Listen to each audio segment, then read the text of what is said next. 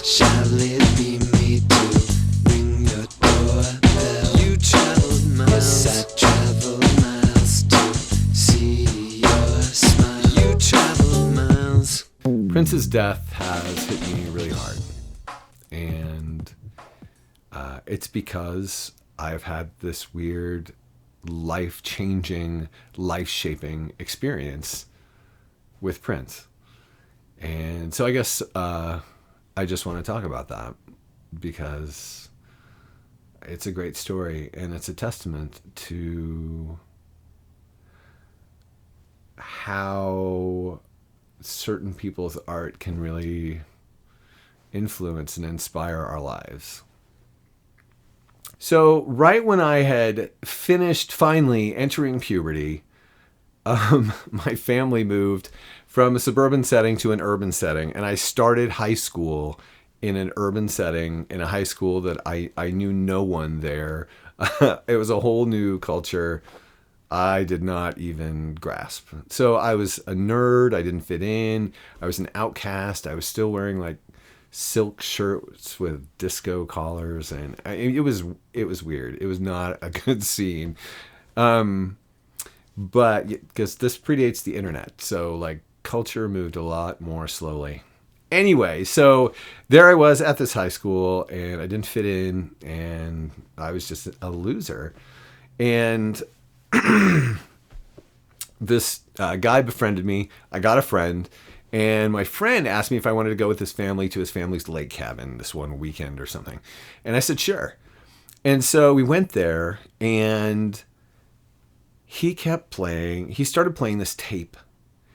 And it was weird for me, and this sounds weird saying this in this context of today, because it's hard to understand how music culture was really different in the 70s and early 80s, where previous to MTV, music was really isolated. You had to be in a certain place to hear a certain type of music. And that's kind of an exaggeration, but it's somewhat true. And I had so little exposure to that which wasn't on pop radio that I didn't really know how to deal with sort of different styles of music that I wasn't accustomed to. And this tape that my friend Dave was playing was funk and soul.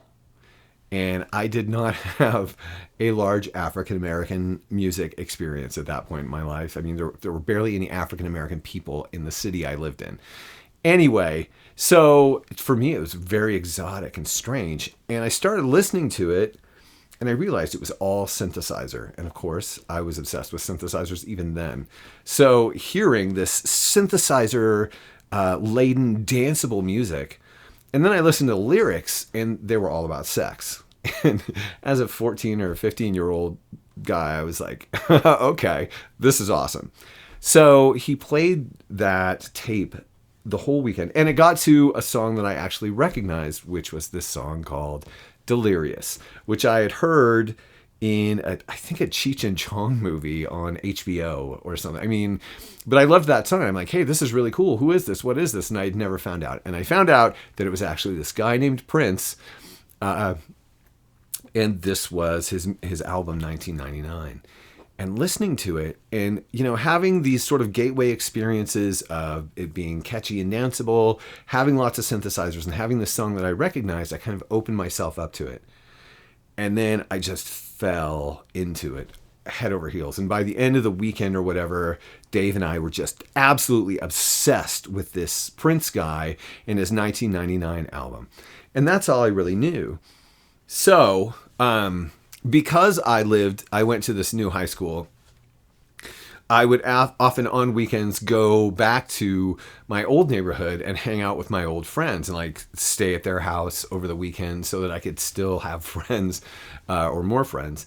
And so on one of these visits, I went to go see my friend Joey, and Joey had this, I get there and he's like, okay, so there's this girl, and like her house is going to be, her parents are gone for the weekend, so we're going to go hang out with her. And I'm like, oh my God, that's totally cool. Of course, it's like every teenager's dream.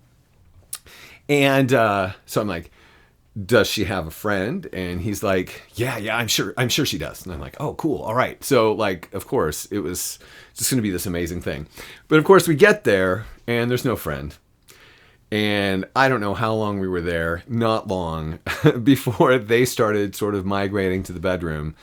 And there was I sitting in this girl's rec room with nothing to do. And I'm like, okay, I'm still a loser. My friend's in there with her, and I'm out here. What am I going to do? And she had just gotten it was either a videotape or a video disc of the release of Purple Rain. It had just come out on video apparently, and she had it. And she said, "Here, maybe you could watch this." And of course, I already liked Prince. I had recently been exposed to him, and I was pretty excited about that. I didn't know what this movie was going to be like. I really didn't know anything about it, and so I started watching Purple Rain. And sitting there in that rec room, being the biggest loser, being at this school where I didn't really know anybody, even being out with my best friend who was not there, who was actually with this hot girl in her bedroom, and I'm sitting in the rec room, I'm like, okay, you know what? This is not ideal. And then so I'm watching Purple Rain, and right off the bat, I see Prince, and I'm like, you know what? I want to be like him. I want to have that kind of confidence. I want to be talented like that. I want girls to act like that to me. I want to be a rock star. I want to wear cool clothes. I want to be cool. And it was this real revelational moment for me. And I watched the movie twice in a row, or maybe even more, sitting there, because what else was I going to do? And it was like a religious conversion for me. I was like, from here on out, I'm not going to be the nerd left alone in the rec room ever again. And Prince's nature, his charisma, his style, his music, his fashion, just so deeply inspired me. It was like I was into the music, and then I was into the guy, like his own personal culture. I was like, this is a thing that I have to embrace. I want to be like Prince. I want to be Prince. And so it was kind of a religious experience for me. And from that moment on, I collected his albums, I collected everything I could. I saw every movie he did that came out. And Prince was just like, he was truly my idol, my inspiration, what I sought. And I started like writing and recording pop music and rock music right around that same time. And I kept Prince as sort of this ideal to work towards. And I worked towards it throughout high school. I started dressing really cool and kind of flamboyantly. And sure enough, I kind of emulated some of his behaviors, and girls dug it. And like all of a sudden I had girlfriends, and girls liked me, and girls fought over me. And I had, it was really pretty cool. I actually became a much more charismatic person, and a lot of cool things happened to me as a result. And it was awesome. So I went to college, and I graduated from college with a music degree. And what did I do immediately? I immediately continued to work as an assistant manager at the toy store I worked at while I was going to college. And I was out of college, and I was working as an assistant manager at a toy store. And I was writing music, and I wanted to be a rock star. I wanted to get a recording contract, and I'd been trying through the last years of high school and all through college to get a recording contract.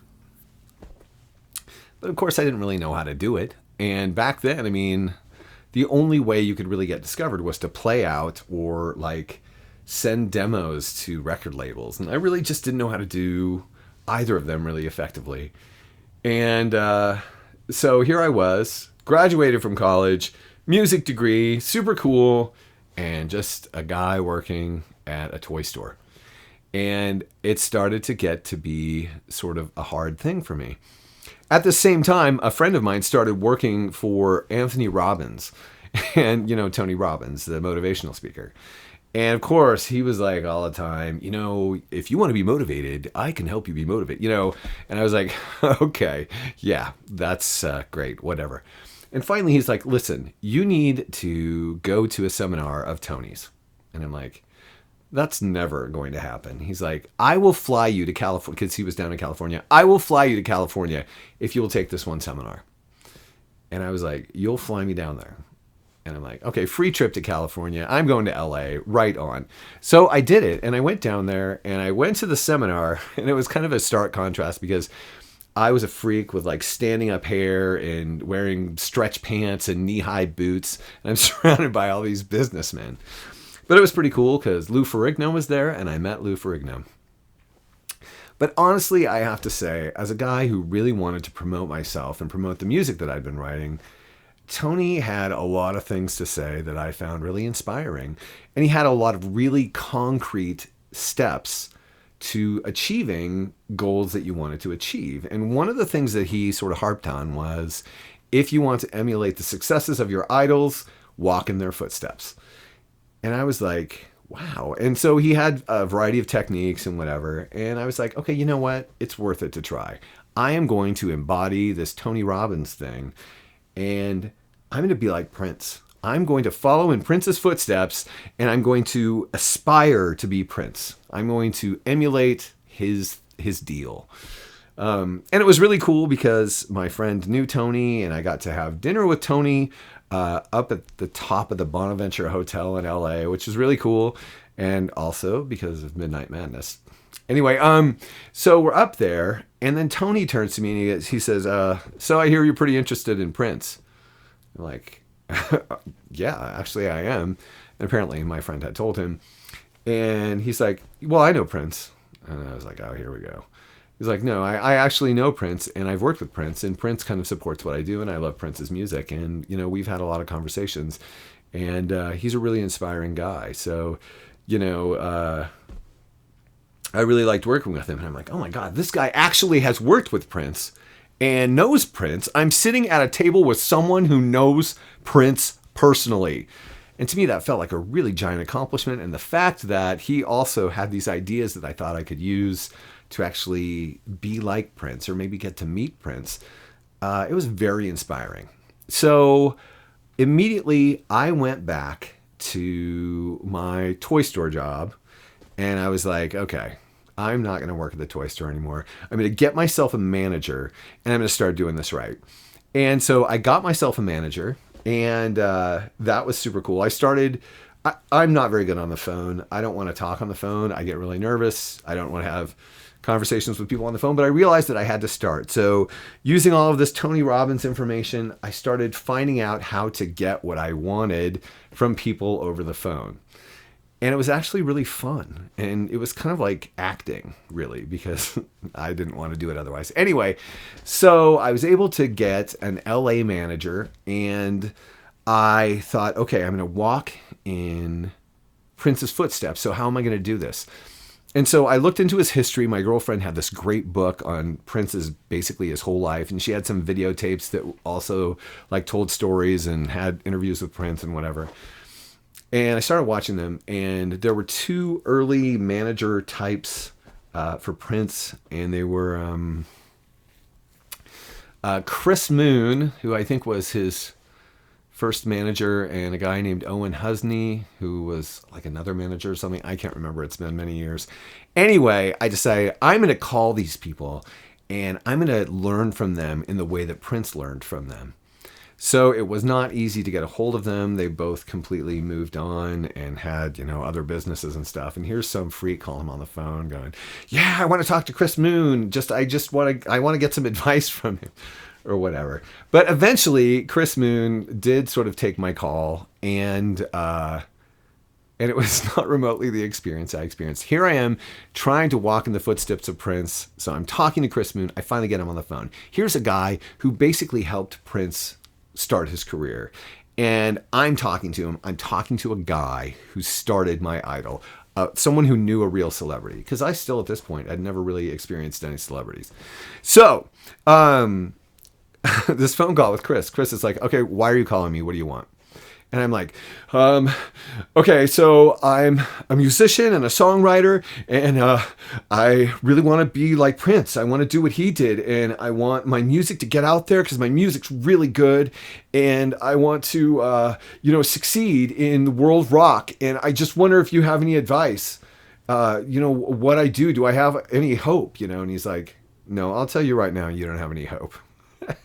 And I'm like, what? And he's like, so what are you doing? So you wrote some music. You wrote some music, right? I'm like, yes. And he's like, who gives a shit? What good is that? And I'm like, isn't that what it's about? And he's like, no, that's not at all what it's about. That's nothing. The music doesn't even matter. You're doing this all wrong, kid. You have no idea what you're doing, and you'll never get anywhere. And I'm like, oh, well, how do I get anywhere? And he's like, stop thinking about music and start thinking about business. You're not selling music anymore. You're selling a pen. Yeah, he did the pen speech with me. He's like, how are you going to sell your pen? What's great about your pen? Who are the people who would buy your pen? You need to think about these things and stop worrying about how cool your music is. And it was a really sobering conversation. I don't need to tell you. I mean, it was devastating. And I can't remember what my conversation with Owen Husney was like, but it was similar. I think he said, yeah, kid, send me your music. Okay. So that was really hard, and it felt like kind of a failure. But then I was like, you know what I'm going to do? I am going to send a demo package to Paisley Park Records. I'm going to get a recording contract with Paisley Park Records, which seems like it was a little ambitious for my point in life at that point. But, the music was pretty cool, I have to say. So I put together a demo package. And then, so using these, again, Tony Robbins sort of manipulative techniques, I called Paisley Park Records, which I think had it turned to NPG Records yet? I'm not sure. I think so.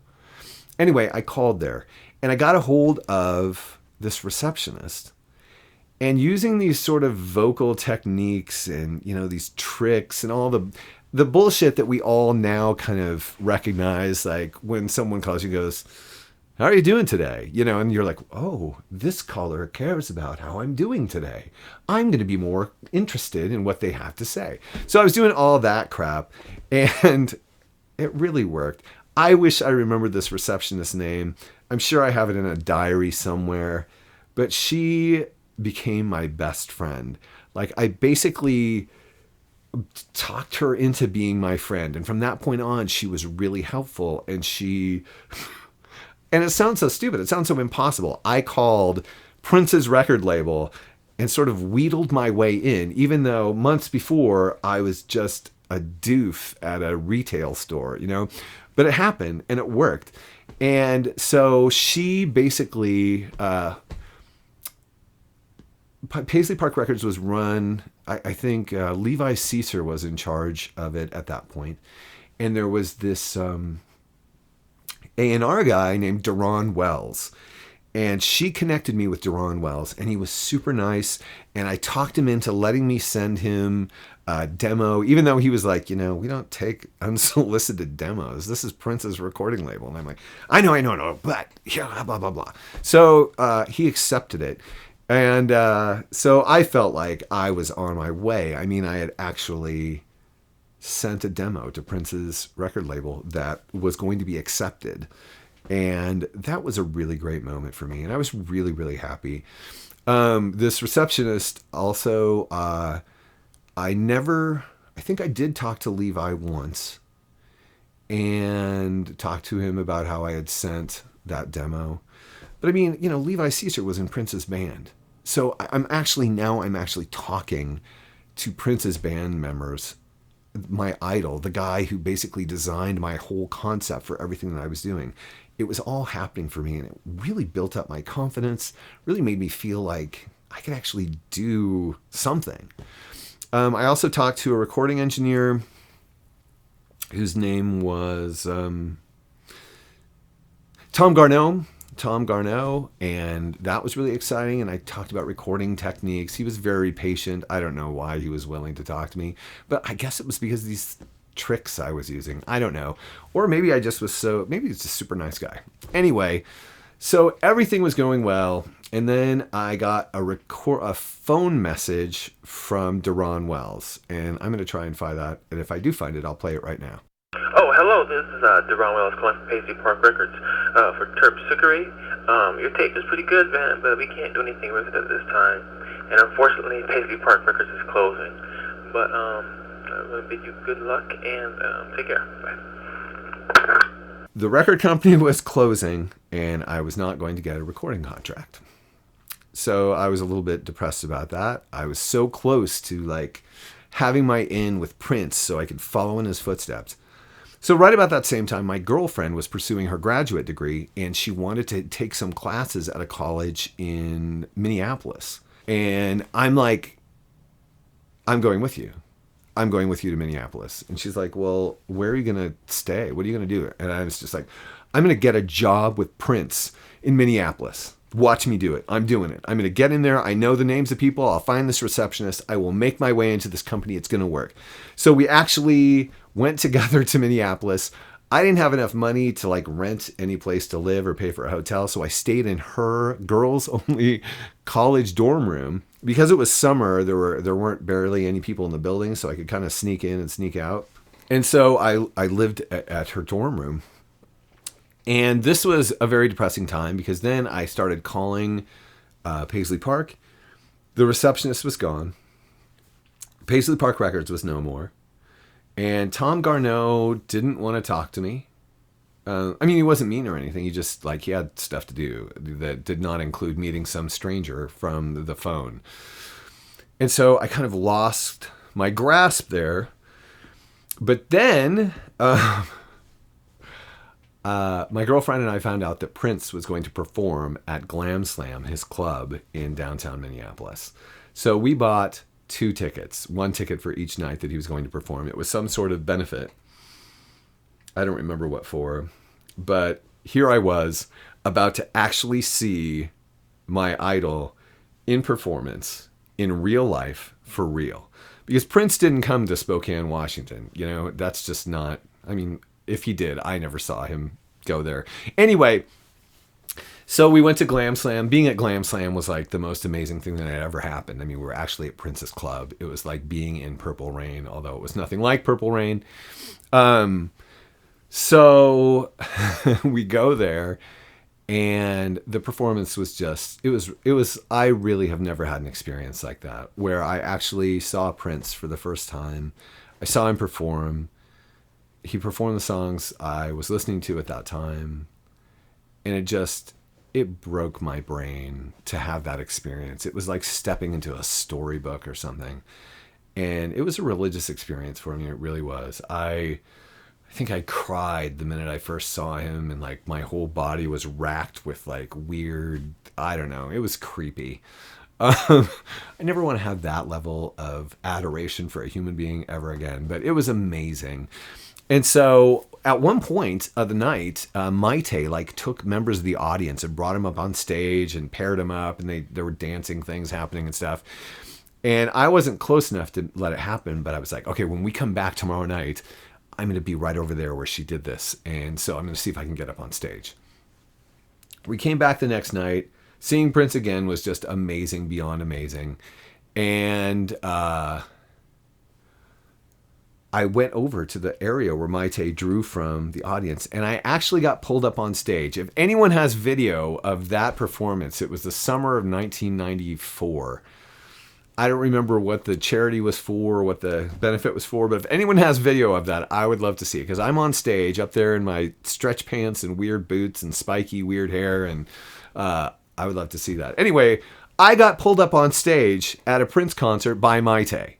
So I had gone from assistant manager at the toy store in Spokane to guy who's on stage at a Prince performance with Prince on stage and Maite on stage. And there was some sort of thing that happened where they paired people up, and it was supposed to be really cool. And they paired me up with a very sweet but very, very large girl that they had pulled up on stage. And it was meant to be somewhat comical, I think. But I mean, me and this girl made the best of it. And it was really just sublime. It was ultimate.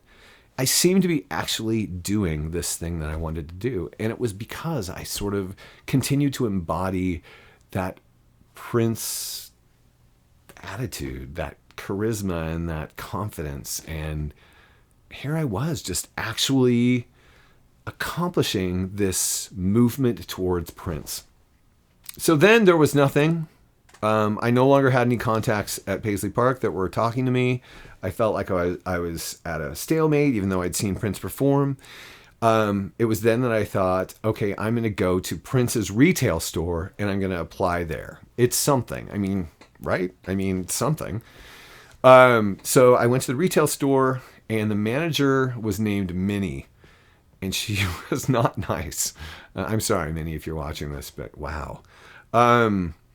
But I told her I wanted to work there, and she gave me an application. And apparently, I was very persuasive. I walked in there with some confidence and looked like a freak, and I knew everything about Prince.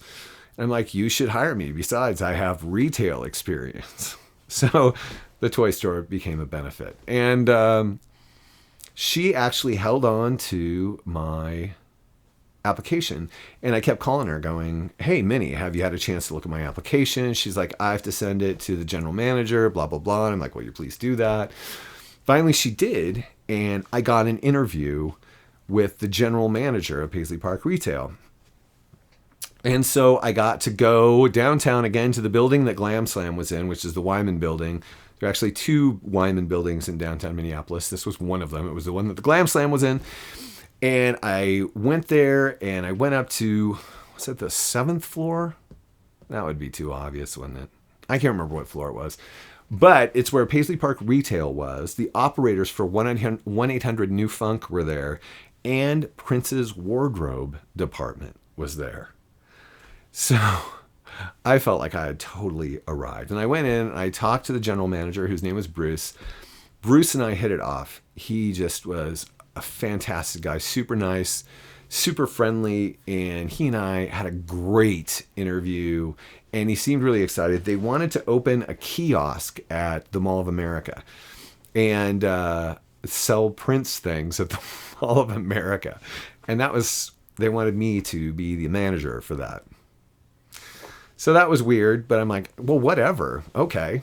And I thought, I'm thinking, like, is that really going to be the Prince experience you want to have, being at the Mall of America, stopping, someone from Iowa and going, hey, you need a Prince necklace. Anyway, so he gave me a tour of Paisley Park Retail, and I met the operators for 1-800 New Funk and the people who worked in retail. Then he took me over to the wardrobe department, and I think I had said that I was a pretty big Prince fan, which I would later not be able to say, but we'll talk about that. And he showed me around wardrobe, and I could see things that Prince had worn, things that belonged to Prince's clothes.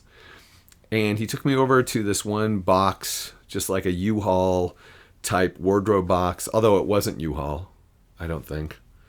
Anyway, he opened it up, and there in it was the cloud suit from the Raspberry Beret video. The cloud suit that Prince wore in the Raspberry Beret video was right there. I got to hold it. And I was just like, this is working. This sort of I'm going to become Prince thing is working. It's really going to happen. And it was just amazing. Absolutely. So then, after that interview, nothing happened.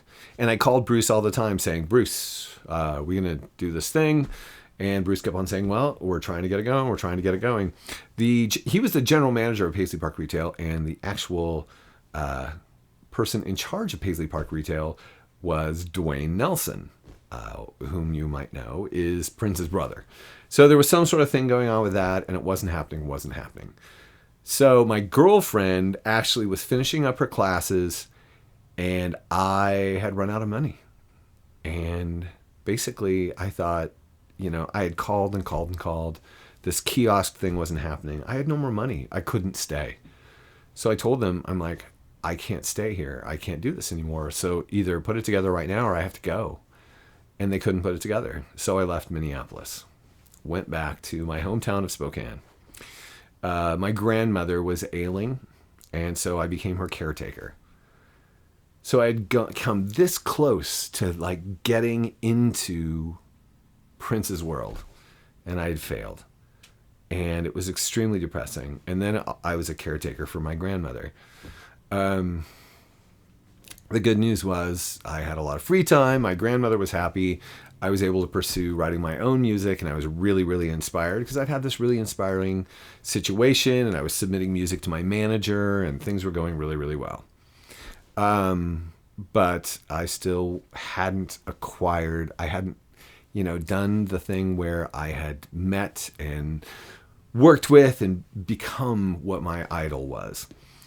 A year later, my grandmother started having some serious problems. She had to go into a home. So I suddenly found myself out of a job, and I was desperate. I had no prospects.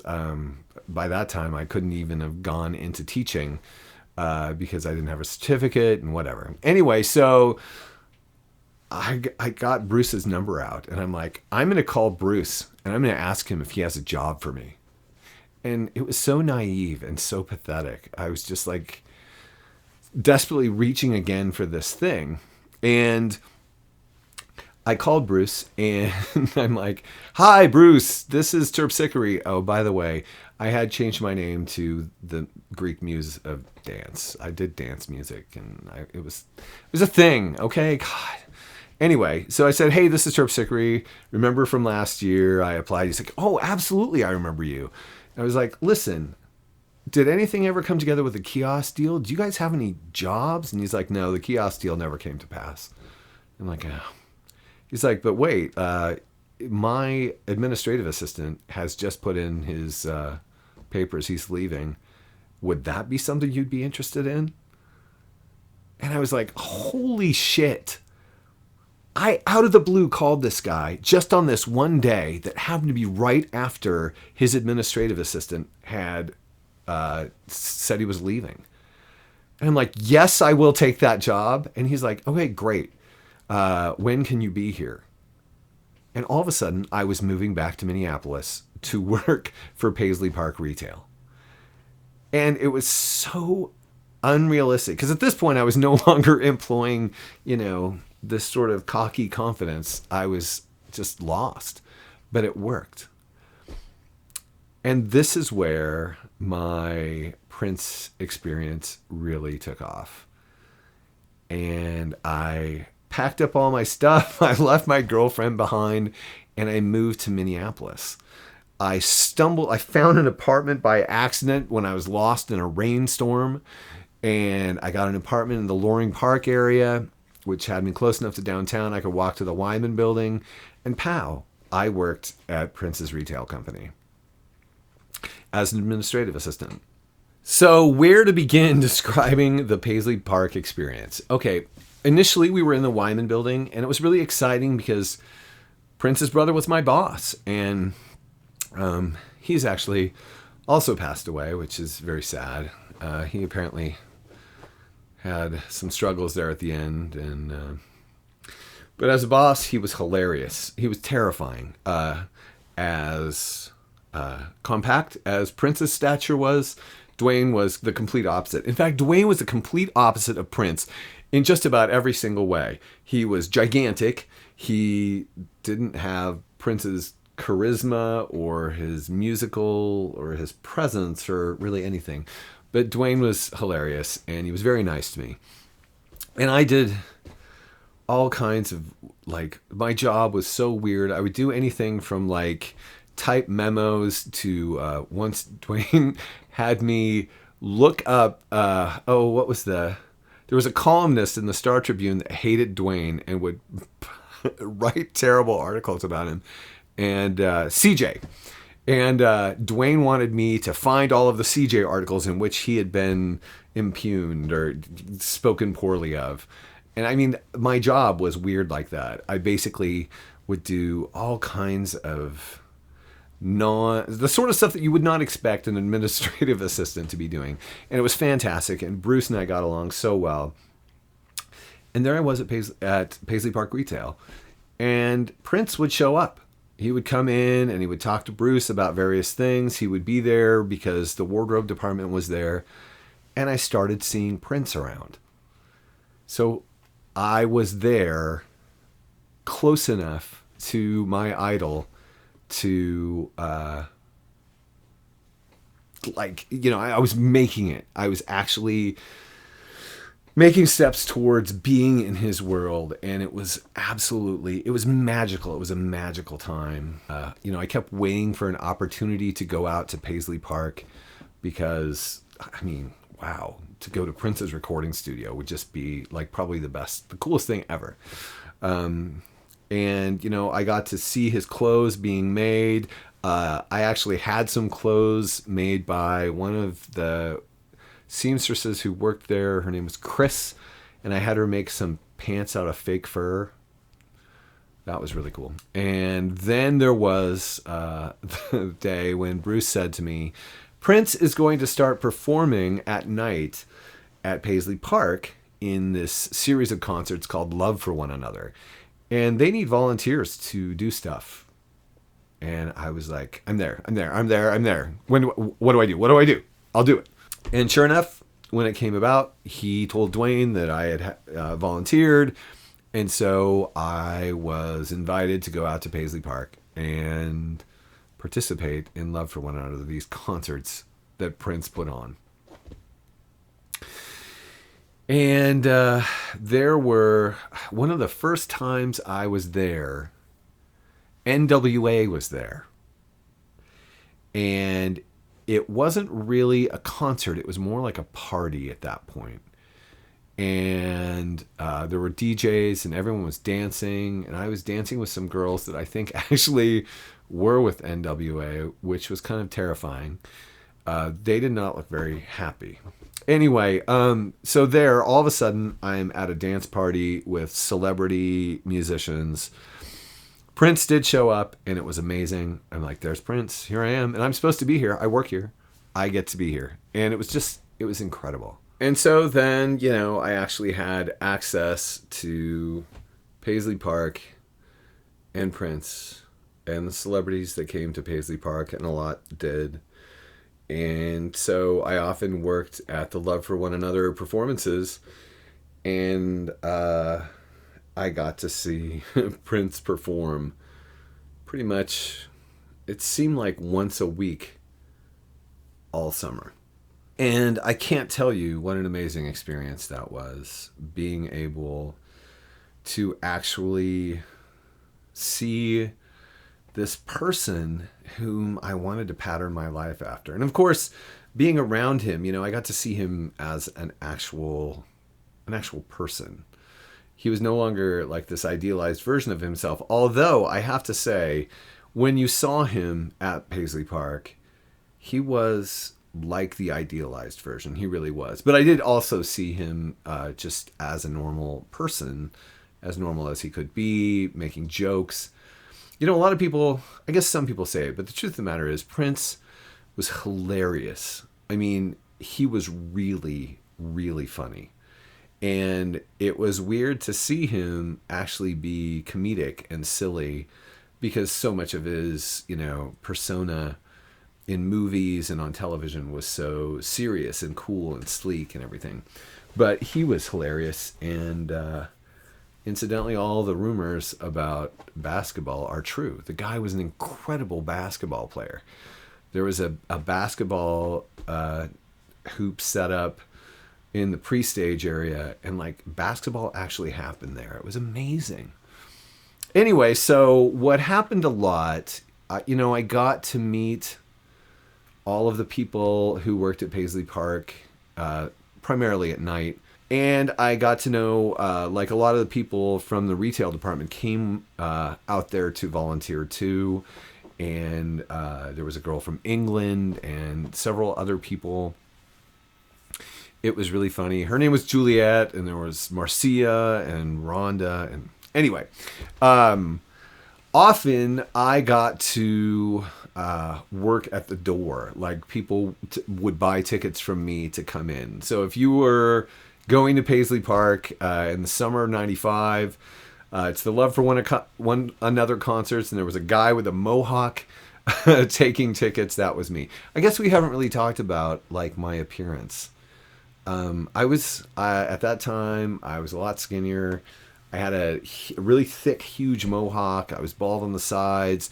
My mohawk went down my back and went all the way to my butt with this massive tail. I wore really outlandish clothes, knee-high boots, stretch pants, just weird stuff. Stuff that kind of, it wasn't just like what Prince would wear, but kind of that level of, whatever. So I was a very distinctive person, and it was pretty interesting. But like weird things happened running the door. Like one time I was setting up, it was in the evening, it was early before the lines really started to, pile up to get into the place. And this guy comes up, this kind of slick salesman looking guy with two young people in tow. And he comes up and he's like, hi, I'm a publicist, and I'm here with these two, and we're promoting a movie, and we were told that we could get a tour of Paisley Park. And I was like, oh yeah, I'm sure you were told that. Okay, whatever. So I talked to Roger, who was the desk guy. He was great. I wonder whatever happened to Roger. Anyway, Roger and I talked back and forth. He talked to some people, and apparently there had been some sort of connection somehow. And so this guy's like, yeah, these are two actors, and they're going to be in this upcoming movie that's really great. And so we told them that we would come out here and give them a tour of Paisley Park because they're both big Prince fans. And I'm just like, okay, yeah, cool, whatever. And it was this girl, this kind of attractive, tomboyish girl, and this attractive, blonde-haired guy. And they both were so excited. And I was like, okay, well, that's great. I'm helping these people who are going to be in the movie get in here. And so they went in, and they were super, super excited. And after not very much time, they came back out, and they were so appreciative and so nice to me and thanked me.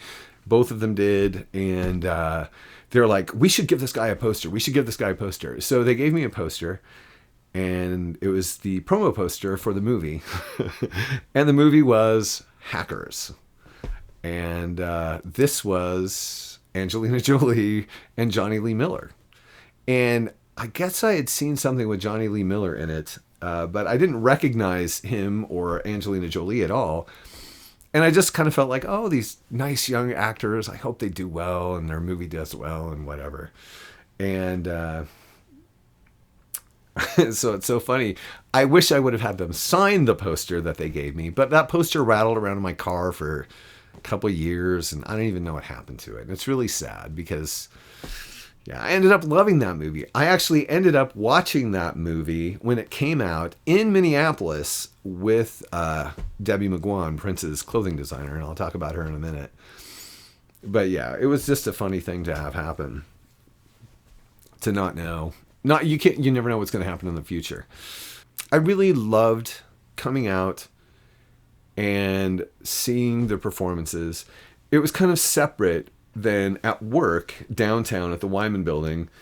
There was there was the work at the Wyman Building, which was, Prince was sometimes there, but it just was never a common thing. But going out there and seeing Prince perform, being a part of it, and being on the sound stage where so much happened, and it was just an incredible experience. But what ended up happening was this. I came into work one day, and Bruce said he needed to talk to me, and I was like, okay. And he said, okay, Prince doesn't want to pay for this floor in the Wyman Building anymore. And I'm like, oh, crap. because I really liked being there, near Glam Slam and being downtown. It was exciting. And I was worried that if he found separate places for the retail department and the wardrobe department, he wouldn't come around anymore, and it wouldn't be very exciting. But then Bruce says, he wants to bring everything to Paisley Park. And I was like, what? So I'm going to work at Paisley Park for Prince's company, where Prince is, at his recording studio. That's where I'm going to work. And Bruce is like, yeah. And so I was very excited. And we moved all of Paisley Park retail in at Paisley Park, and the wardrobe moved there too. And all of a sudden, I had my dream come true of working at Prince's Paisley Park. And it was weird too, because I got sort of pulled aside by some of the employees there, and it was like, they're like, I don't know if you're a Prince fan, but you seem like you might be a Prince fan. And don't be a Prince fan. Don't do it. You need to hide that. You can't be here and be a Prince fan. And I'm like, what do you mean? It's like, whatever you do not come off as a fan. You'll get fired immediately. And I was like, oh, okay. So then it became stressful because like I had to like be careful not to expose my infinite fanship and how exciting it was to be there at every minute. I don't know if I did a very good job of that, but And then there were things like the big advice. They're like, you feel like asking them, hey, how often do you see Prince? Do you ever talk to him? What's that like and whatever. But basically what I was told was like, listen, if you see Prince, find something to do, find another direction to go, avoid Prince at all costs. And I was kind of like, screw that shit. If I see, I'm not afraid of him. I'm not going to avoid him. I mean, what kind of arrogance, and all that crap. But really they're like, no. It's not that. You don't want Prince to know who you are. I'm like, why? And it's like, because he will ask you to do things. And I'm like, oh. And he's like, you don't ever want to be in a position where Prince asks you to do something and you tell him you can't do it. You don't want to say no to Prince. If Prince wants something crazy, you have to find a way to give it to him, because if you don't, you will piss him off and he will fire you. So stay away from Prince. And I was like, wow. At least I'd be able to talk to him, right? Yeah, I don't know. So after having been given that advice, what did I do in my first chance to actually interact with Prince? I did not run away, nor did I hide, nor did I avoid him. I was like, okay, you know what? This is the time. I'm going to have my personal interaction with Prince. It's not going to be some business thing. It's not going to be in the office. It's not going to be, whatever. It's not going to be some conversation I'm part of, but not actually talking to Prince. Prince and I are going to have an interaction. Here's how it's going to happen. So basically what was happening was my office was on the second floor over the atrium at Paisley Park. So I had to go up some stairs to get to my office. And so I think it was in the evening. The place was pretty much empty. And so I decided I was going to I was going to my office. So I was starting up the stairs, and around the corner comes Prince. Because one of the studios was on the second floor up there. I can't remember which studio it was. Anyway, Prince comes around the corner and starts down the stairs. And I'm like, okay, here it is. This is my chance. I'm talking to Prince. We're on a narrow stairway. We're going to pass each other. There's no way we can't acknowledge each other. We're the only ones here. It would be totally weird if we didn't talk, if we didn't have some meaningful interaction. Well, probably not a meaningful interaction. But keep in mind, I had a mohawk and I was wearing outlandish clothes. He looked really cool, but he was not crazy like I was. So he starts down the stairs. I start up the stairs. I'm like, okay, here it comes. It's going to happen. right at this moment, I look up at him and I look at his face at the point at which on the stairs it would have been appropriate to acknowledge that someone else was there. I look up, I see him, and his eyes are darting around like he is also recognizing that we are on a collision course for interaction. And he looks panicked about it. And just as right at the point where there was going to be the moment of acknowledgement that had to happen, all of a sudden, Prince jumps into a sprint down the stairs.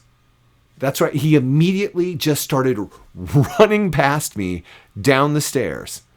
And I'm like, what the heck? And I turn and I look behind me, and he continues to run down the hall and turns down the hallway towards the soundstage and is gone at a full-on sprint. And I'm like, and the whole thing is sort of accentuated because what he was actually wearing, like Yeti boots. He had these very fat white furred boots that were almost knee high, and that's what he was running in down the stairs and down the hall and away. And I'm like, okay, there went my chance to, my first chance to actually talk to Prince. He was in my office talking to my boss, talking to Bruce a lot, and also talking to Dwayne. So I saw him around a lot, but I always kept in mind that advice that I should not interact with him because I was just an employee. I wasn't anyone. And being there at Paisley Park was incredible. Whenever celebrities would show up, one time someone said, Mark, there's someone wandering around downstairs. Can you help him find where he needs to go? And I went down there. And the guy who was wandering around blindly downstairs, I walk up to him. I'm like, can I help you? And he's like, yeah, I'm here to talk to Prince. And I recognized him. It was Spike Lee. Spike Lee was just wandering around trying to find Prince. And so I brought him up to a conference room and then contacted the appropriate people who would bring Prince. But... and there were a lot of weird things like that. And certainly Love for One Another got really, really fun and exciting because I was at the office and I would just stay until the stuff started. And I got to, we started a retail space there outside of the soundstage where people would go by and they could buy things. And we would hang out there before Love for One Another started, and the band would hang out with us. I got to know all the members of the band. I got to do cool things like there was one of the live engineers that I sort of kind of befriended. God, what was his name? I don't remember. I couldn't tell if we were enemies or friends, but he did on at least one or two occasions have me help him do sound checks. So I got to get up on stage and play the instruments, play Morris's organ, play Tommy's keyboards, play Michael's drums. It was unbelievable, and it was so exciting. And then, it was a bad idea, but I always did it. Every time that Prince performed on the soundstage at Love for One Another, I was in the front row or the second row. I was right up front. And I sort of couched it in the notion that I'm an employee here. I'm here for safety. But the truth of the matter was, I just wanted to watch Prince perform every single chance I got because it was an amazing experience. I'm here to tell you, he's the best performer I have ever seen. And even the nights where he wasn't really into it, he was still miles better than some of the biggest name performers. I mean, he was just absolutely amazing, and he had control of the audience, and I was surrounded by the audience, and they were just so worshipful. I mean, it was just this mass hysteria that it was amazing to be a part of. And there were interesting experiences like this. One night, I get up front, I'm right there, I'm not in the front, and I also wonder this, he had to have seen me up there. It's not like the guy with the mohawk was not noticeable, but I'm right up there in front, and it was kind of dangerous, to be honest, but I had to see it. So I was up there, and this one particular night, Prince comes out, and everything's all exciting, and he's performing. He's wearing this long coat, and a bodysuit. And it was a really cool outfit, and he had boots on and whatever, and he was performing, and, I wasn't really paying attention. And then, after watching for a while, I started to kind of look around, and I realized that the bodysuit was actually lace. It was a lace bodysuit.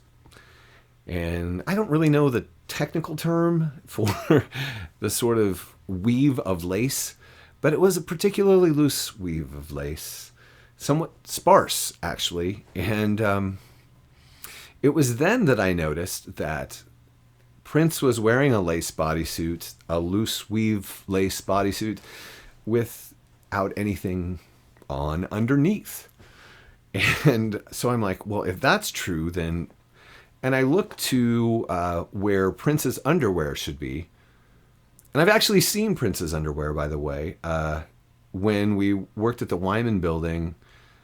Prince actually had his underwear handmade by his wardrobe department, and he had sent back some underwear that had been made for him that he wanted altered. And so there was a note by Prince in the underwear, his handwriting, which I'd never really seen. You don't really see Prince's handwriting unless you're me, and then we're going to talk about that thing. But so there was Prince's. I've actually held Prince's underwear. I don't know if that's anything to brag about. But anyway, so I know that Prince wore underwear, and but on this particular occasion, he was not wearing underwear. And I look and I realize, and it's not like it's obscured or it's just you weren't looking at it before, but it's there. And there was Prince's junk. It was not obscured. It wasn't something you had to make out. It was just there, and you could see it. And I'm like going, holy crap. Here's my idol, the guy whose life I'm trying to emulate. And I'm watching him perform amazingly, and I'm looking right at his thing. And it was a particularly strange experience and very distracting. It's hard not to look at someone's thing if it's there. So I spent a fair amount of time going, And let's just say that his small stature was not reflected in his anatomy. Yeah, it was very nice. So I have that. That's a story. That's a thing to say. I've seen my idol's stuff. But there were a lot of really fun experiences, and I got to be really close friends with a number of people. It turned out that Prince's clothing designer, Debbie McGuan, lived in my neighborhood in Loring Park. And because she was one of the nicest people in the world, we became really good friends. And so I used to hang out at her house. I used to give her rides out to Paisley when there were Love for Another concerts, because she attended all of them. And she and I got to be really good friends, and that's how we ended up going to see Hackers together. If you're watching this, Debbie, I'd love to talk to you. Anyway, so being out there was particularly amazing. I brought up the handwriting thing, which makes me want to bring up the other thing. It's going to be important.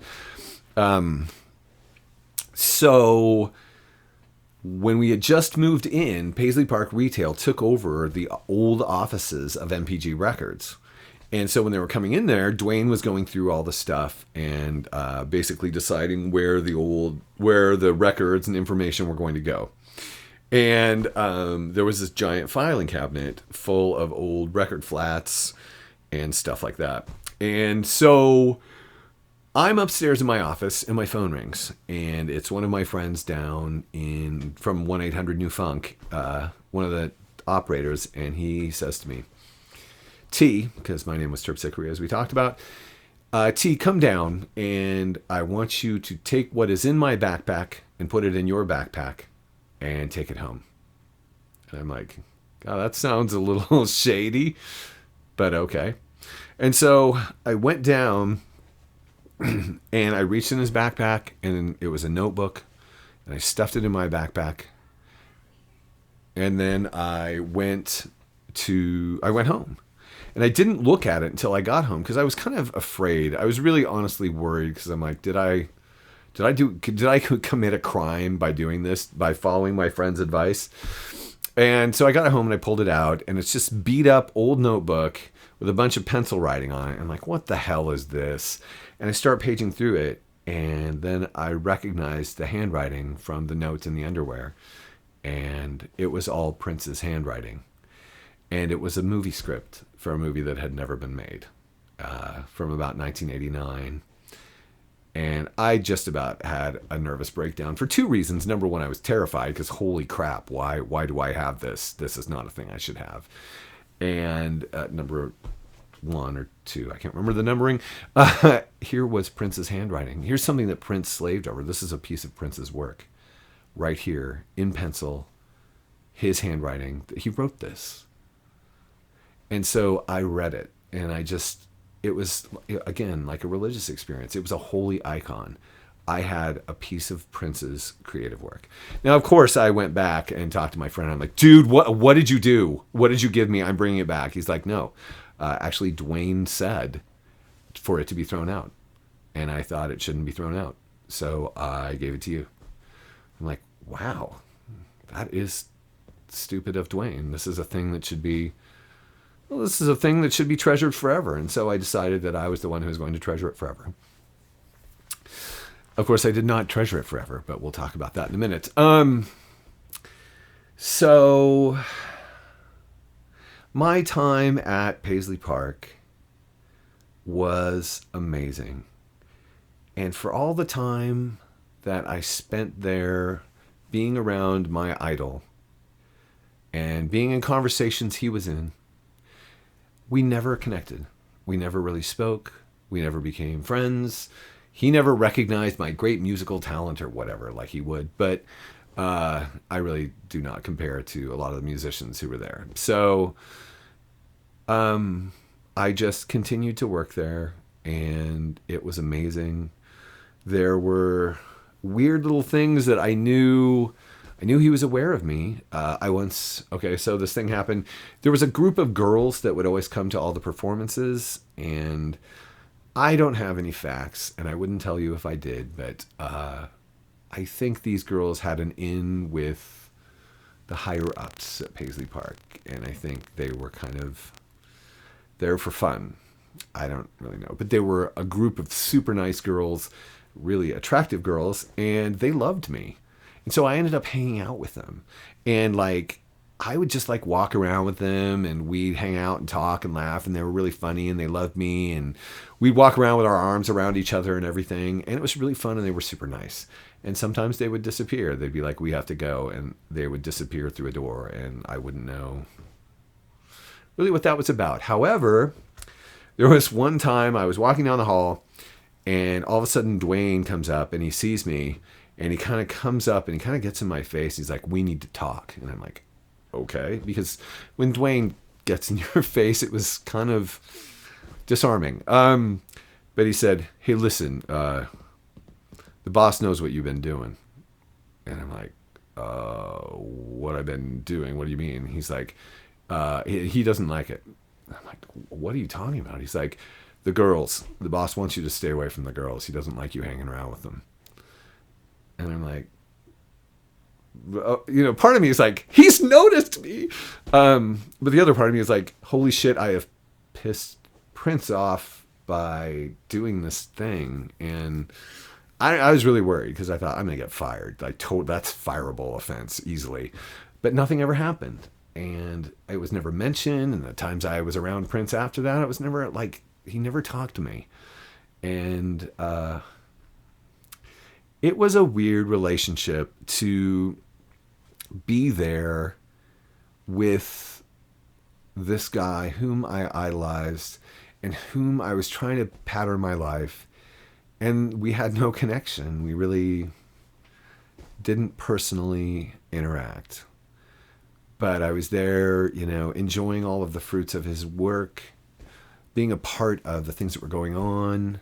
I was there for all the shootings of the videos for the Gold Experience. I'd love to see the footage because I'm in that crowd. I'm in the crowds that were shot dancing wildly. But I never have seen me in the videos, and which is sad because that would be really cool. But I was just a part of it and not a part of it in a way. And that was really interesting. So I had gotten a promotion, and I was supposed to get more pay because I was only making like $6 an hour. And who cares, because I worked at Paisley Park. But I was starving. Like, you can see in the pictures of me from that time, I was so skinny. I basically was surviving on Zima, which probably wasn't the best idea. Yeah, I drank Zima, so what? What are you going to say to me? Anyway, but this promotion, I was supposed to be like a database operator for 1-800-NEW-FUNK, and I was going to get higher pay and have a higher position, and it never came about. And I started getting notices from the home that my grandmother was living in that she was not doing so well. She was having microstrokes. And I just started to feel like this is winding down somehow. This is a thing that's almost done.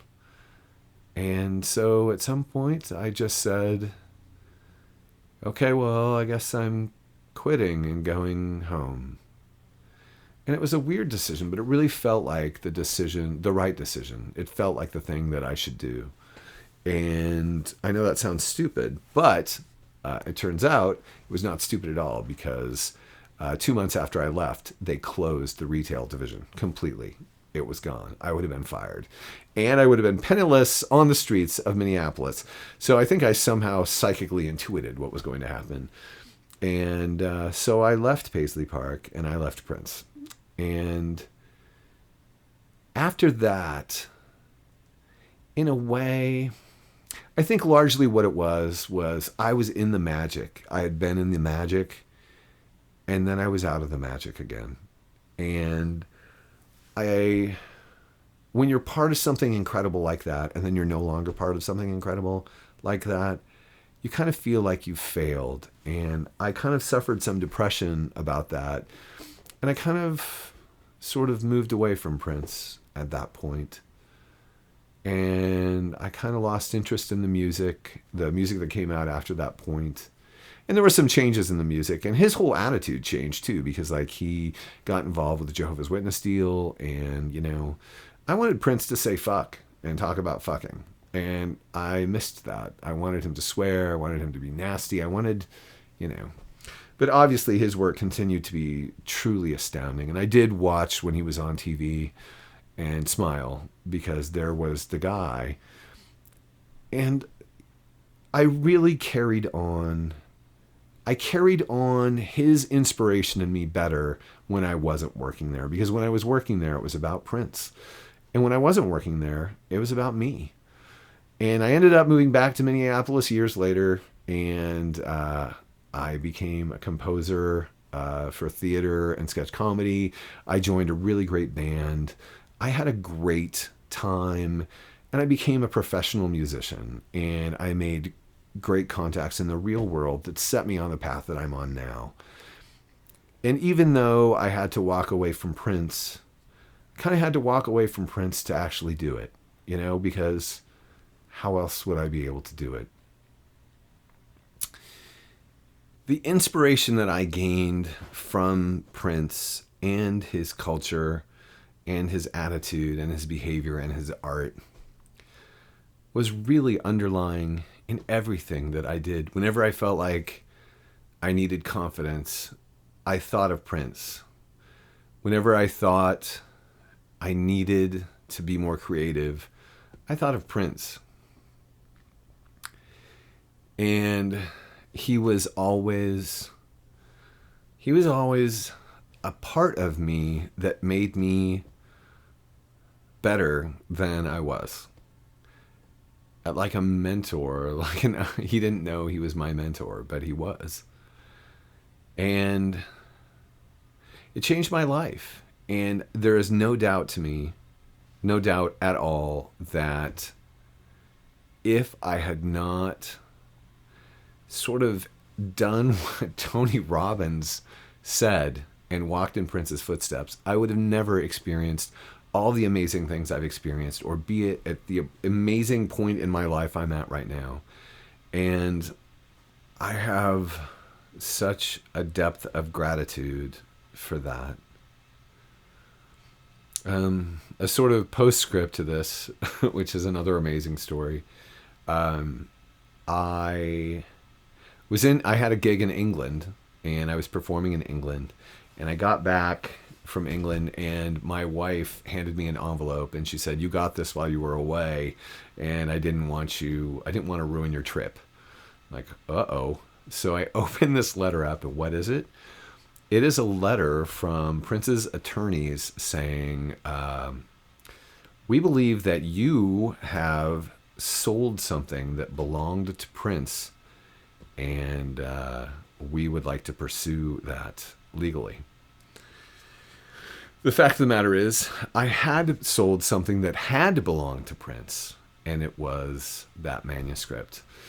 In, 2002, 2003, I realized that I was no longer worshipful of Prince. I no longer revered his belongings as if they were, And at that point, I was particularly interested in analog synthesizers, and I realized I could basically sell this incredible, iconic piece of history for some tremendous amount of money and buy a whole slew of musical instruments that I could use to make music. And that seemed like a better thing to do for me at that point. And so I looked into selling the manuscript. And of course, initially, there were these extremely high estimates of what something like that. I mean, a handwritten script written by Prince for a movie that was never released. How much would that be worth? I thought bazillions. So I sold it through this auction house, and weirdly, it didn't go for really very much at all. I mean, just a tremendously tiny sum. I couldn't even buy the Mini Moog that I wanted with the money. And at that time, Mini Moogs were going for $1,500. So I don't remember how much it was, but I ended up, the auction house kind of screwed me. I didn't really look into how much their fees were going to be, and a tremendous amount of the money went to them, and I got a pittance. And it was kind of like a slap in the face, and I probably deserved it. But it was a tiny little thing. And, so that was a sad thing. It did help me purchase this Mini Moog right here, along with the sale of several other synths. And that's kind of where I got my start in the synth world. So Prince kind of helped me with that too. So in the end, my father-in-law had a high-priced, powerful attorney friend, and I told him the true story of what happened, and he thought that would probably be fine, and he wrote a letter to Prince's attorneys, and they backed off. So I was never sued by Prince, but I came close. But I guess in the end now, I didn't want Prince to die, and I thought I was going to get to see him do his amazing thing for the rest of my life. He's only 10 years older than I am. And I guess that's not how things go. But I wanted to express how important to me his life was and his work was, and how much it has basically formed a foundation for my life. And